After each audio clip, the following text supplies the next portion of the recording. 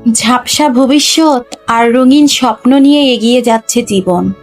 সামনে কি আছে জানি না, কোথায় গিয়ে থামবো জানি না। যাদের নিয়ে পথ চলছি তারা শেষ পর্যন্ত থাকবে কি না সেটাও জানি না। তবুও মানুষ বেঁচে থাকে, কিছু অসমাপ্ত ইচ্ছে নিয়ে, কিছু অপূর্ণ স্বপ্ন নিয়ে, আর কিছু অসম্ভব আশাকে বুকে আগলে রেখে।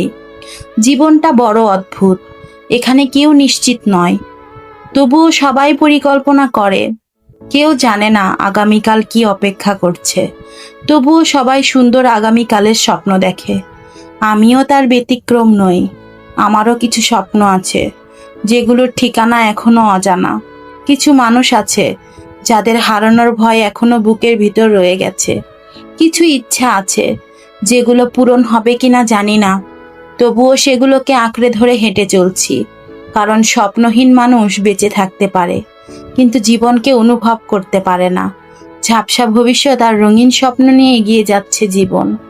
মাঝে মাঝে খুব ভয় হয়, যদি সবকিছু হারিয়ে যায়, যদি যাদের নিয়ে এত স্বপ্ন তারা মাঝপথে ছেড়ে চলে যায়, যদি এতদিনের অপেক্ষাগুলো অপূর্ণই থেকে যায়। তবুও থেমে যায় না, কারণ জীবন থেমে থাকার নাম নয়, ভেঙে পড়ে উঠে দাঁড়ানোর নাম, কাঁদতে কাঁদতেও হাসার নাম, হারিয়ে গিয়েও পথ খুঁজে নেওয়ার নাম। হয়তো ভবিষ্যৎ এখনো ঝাপসা, কিন্তু স্বপ্নগুলো এখনো রঙিন। আর যতদিন স্বপ্ন বেঁচে আছে ততদিন আশাও বেঁচে আছে। তাই আজও সব অনিশ্চয়তাকে সঙ্গে নিয়ে হাঁটছি। হয়তো গন্তব্য স্পষ্ট নয়, কিন্তু বিশ্বাস আছে একদিন এই দীর্ঘ পথের শেষে সব ক্লান্তি, সব অপেক্ষা না পাওয়া একটা সুন্দর অর্থ খুঁজে পাবে।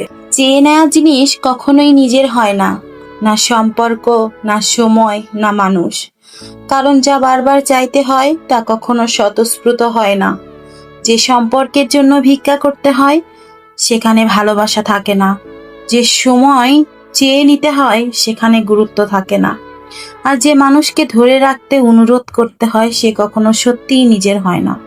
পৃথিবীর সবচেয়ে সুন্দর জিনিসগুলো চেয়ে চেয়ে নিতে হয় না, সেগুলো আপনা আপনিই পাশে থাকে। শরীরের ক্ষত একদিন শুকিয়ে যায়, কিন্তু কথার ক্ষত অনেক সময় সারা জীবন থেকে যায়। ছুরির আঘাতের দাগ হয়তো সময়ের সঙ্গে মিলিয়ে যায়, কিন্তু প্রিয় মানুষের বলা কিছু কঠিন কথা হৃদয়ের গভীরে আজীবনের মতো থেকে যায়।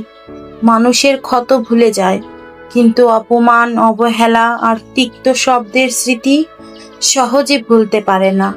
তাই কথা বলার আগে একবার ভেবে নিও, কারণ জিহবার আঘাত কখন অনেক সময় তলোয়ারের আঘাতের চেয়েও বেশি গভীর হয়।